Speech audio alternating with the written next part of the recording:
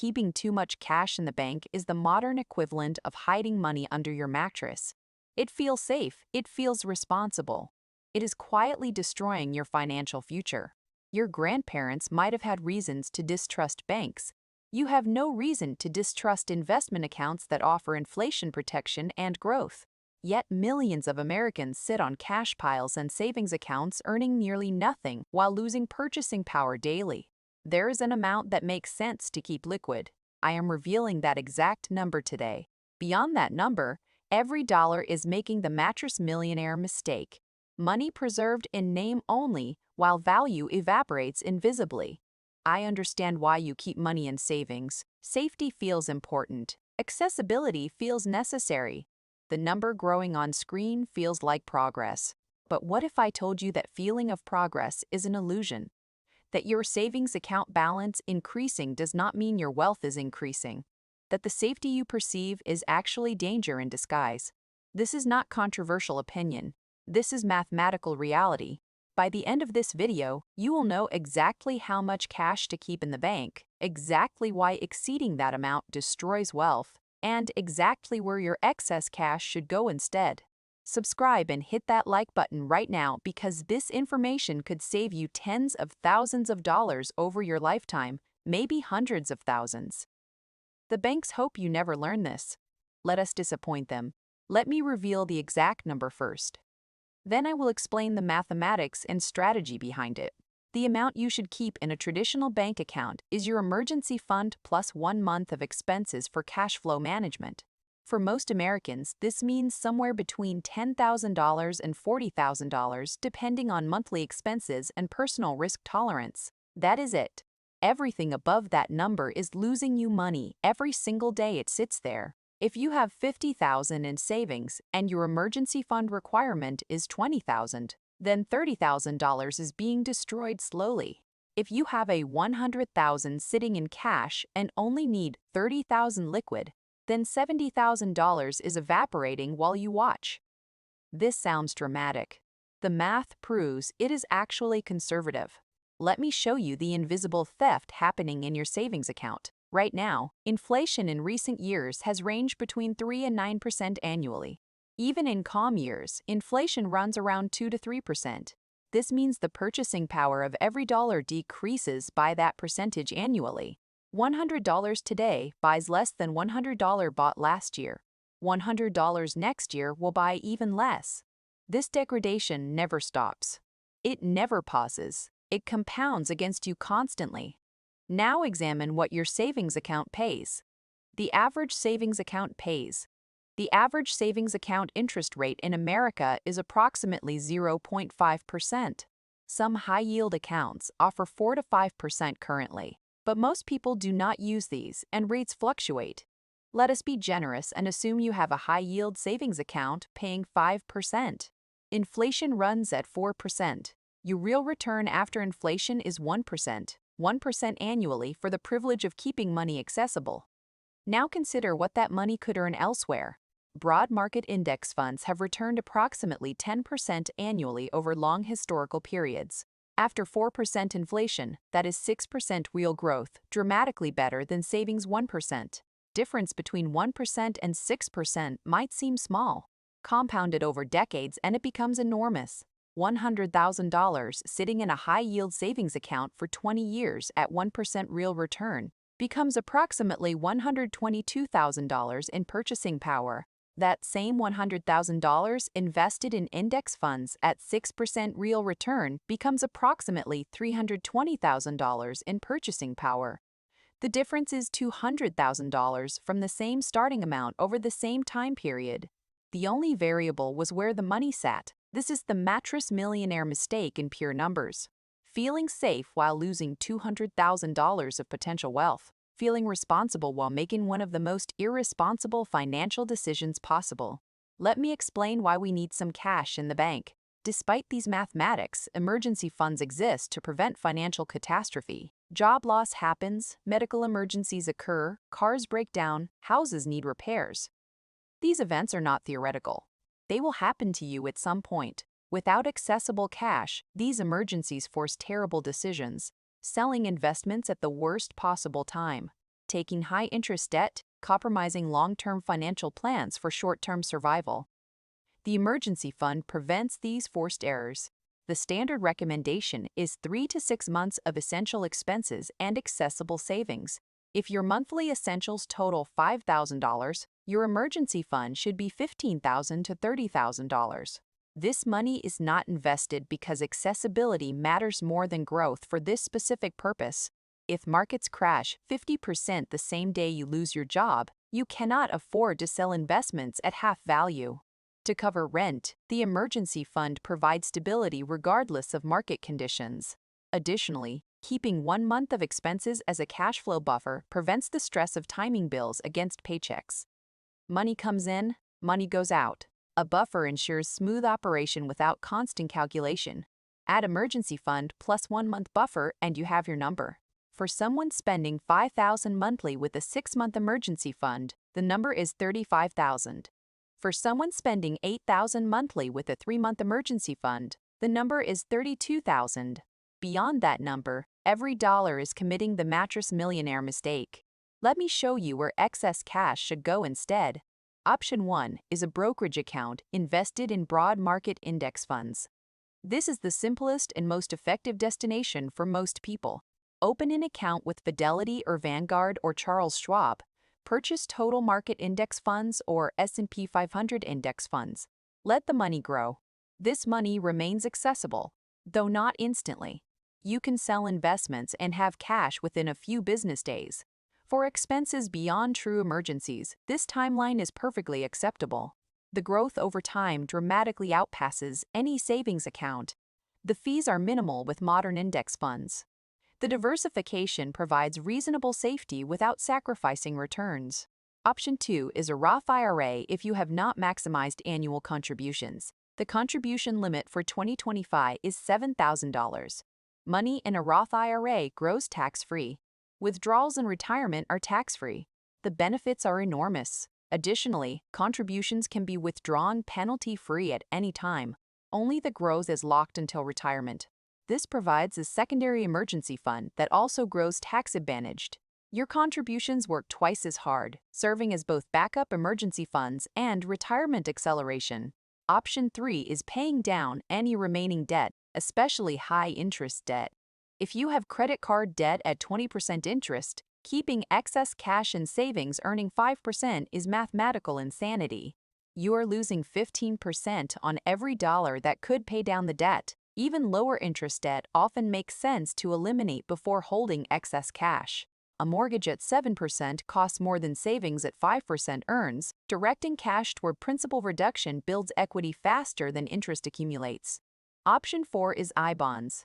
Inflation-protected savings bonds issued by the U.S. government. These pay interest rates tied directly to inflation. When inflation rises, your interest rate rises.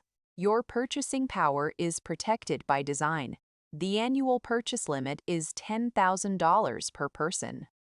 I-bonds must be held at least 1 year and have a small penalty if sold before 5 years. But for medium-term savings, you want protected from inflation.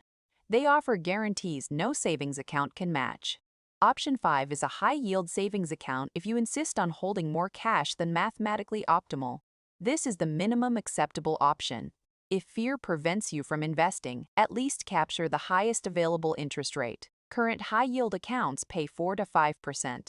This nearly matches inflation rather than losing to it badly. Not growth, but at least preservation while you build comfort with better options. Let me address the objections I know are forming. Objection 1 is that investing is risky and savings accounts are safe. I could lose money in the market, but my savings account balance never decreases. This objection misunderstands risk entirely.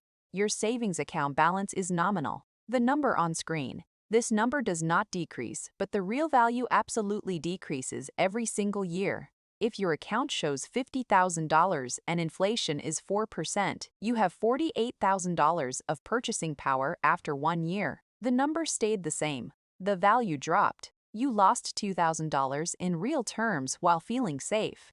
Investing involves volatility. Your balance fluctuates, but over long time periods, the direction is consistently upward at rates exceeding inflation. Short-term discomfort produces long-term gain. Short-term comfort in savings accounts produces long-term loss. The risk you fear in investing is visible and temporary. The risk you ignore in savings is invisible and permanent. Choose your risk wisely. Objection 2 is that you might need the money soon and cannot afford market fluctuations. This objection applies only to true short-term needs. If you are buying a house in 6 months, keep that down payment in savings. If you are making a major purchase within a year, keep those funds liquid. But most excess savings has no specific near-term purpose. It sits there because saving feels responsible without any plan for deployment. This indefinite timeline money should absolutely be invested. Define what the money is for. If the answer is nothing specific, then the answer is it should be invested. Objection 3 is that you do not know how to invest and fear making mistakes. This objection was valid decades ago. Today, it is an excuse. Opening a brokerage account takes 15 minutes. Purchasing a total market index fund takes 5 minutes. Managing the investment requires doing nothing. You do not need to pick stocks. You do not need to time markets. You do not need to trade strategies. You buy one index fund. You leave it alone. You add more money periodically. That is the entire strategy. If you can open a savings account, you can open a brokerage account. The process is nearly identical. The results over time are dramatically different. Let me show you a practical action plan for moving excess cash appropriately. Step 1 is calculating your actual liquidity need. Add your monthly essential expenses. Multiply by the number of months emergency fund you want. Add 1 additional month for cash flow buffer. This is your bank account target. Be honest about essential expenses, not current spending, survival spending. If you lost your job, you would cut discretionary spending. Calculate the reduced number. Step 2 is calculating your excess. Compare your current savings account balance to your liquidity need. The difference is excess cash. Committing the Mattress Millionaire Mistake. If you have $70,000 in savings and need $30,000 liquid, you have $40,000 in excess. If you have $40,000 and need $35,000, you have $5,000 in excess. Step 3 is creating the destination account. Open a brokerage account if you do not have one. Fidelity, Vanguard, and Schwab all offer free accounts with no minimums. Choose one and complete the application. If you have Roth IRA contribution room, prioritize that account first for tax advantages. Step 4 is transferring in stages if psychologically necessary. Moving $40,000 in one transfer can feel terrifying if you have never invested. Instead, move $10,000 per month over 4 months. This dollar cost averages your entry and reduces the psychological shock. If you can handle moving everything at once, that's optimal. But moving slowly is infinitely better than never moving at all. Step 5 is purchasing immediately upon transfer. Do not let cash sit in the brokerage account waiting for the right moment. There is no right moment. Time in the market beats timing the market. Purchase your index fund the same day funds arrive. Step 6 is automating future excess. Once your bank account hits your liquidity target, any additional savings should flow directly to investment accounts. Set up automatic transfers so this happens without requiring decisions. Excess never accumulates in savings again. Let me share what this change produces over a typical timeline. Imagine you are 30 years old with $30,000 in excess savings. You move it to index funds earning 7% real return. At 60 years old, that $30,000 has become $228,000. Now imagine you left it in savings, earning 0% real return after inflation. At 60, it is still $198,000 from a single decision made once. No additional savings required, no extra income needed, just moving money from the wrong place to the right place. Now multiply this by ongoing excess. If you generate $5,000 in excess savings annually and invest it rather than saving it, you add another $500,000 over 30 years. The total difference approaches $700,000. The difference between feeling safe and being wealthy. The difference between the Mattress Millionaire Mistake and actual financial success. Your bank loves when you keep excess cash. They use your deposits to fund loans that earn them far more than they pay you. They profit from your financial illiteracy. They count on your fear keeping money in their vaults rather than working for you elsewhere. You are not their customer, you are their product. The product is your idle cash that they transform into their profits while paying you nearly nothing. Stop being their product. Start being an investor.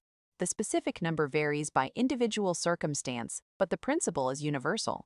Keep what you need for genuine liquidity. Move everything else to accounts that grow rather than shrink. This single adjustment transforms financial trajectories. Your grandparents had reasons to hide money in masses. Banks failed.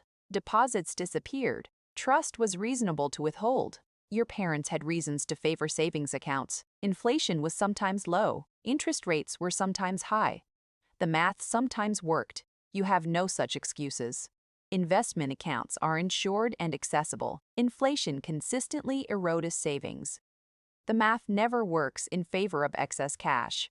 The Mattress Millionaire Mistake is choosing the financial strategy of previous generations in a financial environment that is completely changed. Adapting your strategy to current reality is not risky, it is required. Calculate your number. Identify your excess. Move your money. Watch wealth grow instead of evaporate. If this video showed you money you have been accidentally destroying, subscribe because I reveal the hidden mathematics that determine financial outcomes. Drop a comment telling me how much excess you discovered in your accounts. Share this with someone sitting on cash that should be working. Your bank account has a limit, not a maximum balance, a maximum rational balance. Everything above it is a mistake. Stop making the mistake. I will see you in the next video. Consider this reality check on inflation. The dollar you saved 10 years ago now buys what roughly 70 cents bought then. That is 30% purchasing power lost. Project this forward another decade. Your savings lose another 25 to 30% of purchasing power. Meanwhile, invested money has potentially doubled or more in real terms. The psychology of perceived safety is powerful. Seeing a stable balance feels reassuring, but financial intelligence requires looking beyond feelings to mathematics. True financial security comes from growing wealth that outpasses inflation, not from watching numbers stand still while value quietly drains away beneath the surface. Every month, excess cash sits in savings represents opportunity cost. Not just inflation loss, but missed growth. The gap compounds relentlessly whether you acknowledge it or not. The best time to address this was years ago. The second best time is today. Every day of delay extends the Mattress Millionaire Mistake. Every day of action builds toward genuine wealth. The first step is simple. Calculate your number. Write it down. Compare it to your current savings balance. See the excess clearly for the first time. Knowledge without action changes nothing. This video gave you the knowledge. What you do next determines whether it helps you or becomes another piece of information you ignore. Your future self will either thank you for making this change or continue paying the price of inaction. The mathematics do not care about intentions. Only actions produce different outcomes. This is your moment to shift from the mattress millionaire mindset to genuine wealth building. The information is here. The path is clear. The choice is yours. Remember, your number is emergency fund plus 1 month buffer. Calculate it specifically for your situation. Keep exactly that amount liquid and nothing more. Move the excess to where it grows instead of shrinks, brokerage accounts, Roth IRAs, debt payout, I-bonds, even high-yield savings at minimum. Just not standard savings losing to inflation. Wealth building starts with this single decision. Stop letting excess cash sit idle. Put your money to work. The mathematics will handle the rest over time. If you want more videos revealing the hidden financial mathematics that most people never learn, subscribe now. Hit the notification bell so you never miss wealth-building insights. Drop a comment below telling me how much excess cash you discover you've been keeping. I read every comment and love hearing about your financial breakthroughs. Share this video with someone you know who keeps too much cash in savings. Help them stop making the mattress millionaire mistake. They will thank you later. Your bank account has a rational limit. Now you know exactly what it is. Use that knowledge. I will see you in the next video.